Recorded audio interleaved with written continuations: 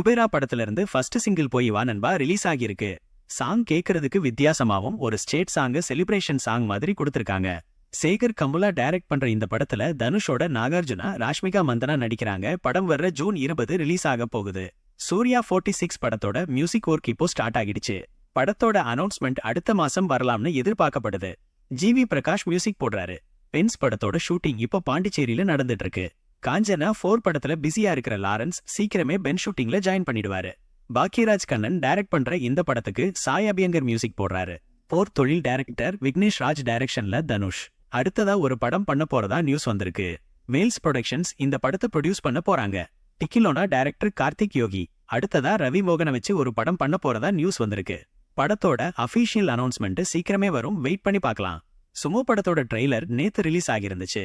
Trailer ஃபுல்லா ஃபன்னாவே போச்சு. படமும் அதே மாதிரி இருந்தா ஈஸியா ஒரு ஹிட் படமா மாறிடும். சச்சின் படத்தோட 2வது நாள் வசூல் எப்படி இருக்குன்னு பார்க்கலாம். தமிழ்நாட்டுல 1.54 கோடி ரூபாய் கலெக்ட் பண்ணிருக்கு. மொத்தமா 2வது நாள்ல 1.82 கோடி ரூபாய் உலகம் பூரா வசூல் பண்ணிக்கு. 2 நாள்ல சச்சின் தமிழ்நாட்டுல மொத்தமா 3.9 கோடியும் வேர்ல்டு வைட்ல மொத்தமா 5.20 கோடியும் கலெக்ட் பண்ணிருக்கு. இனி வரப்போற நாள்ல வசூல் எப்படி இருக்கும்னு வெயிட் பண்ணி பார்க்கலாம்.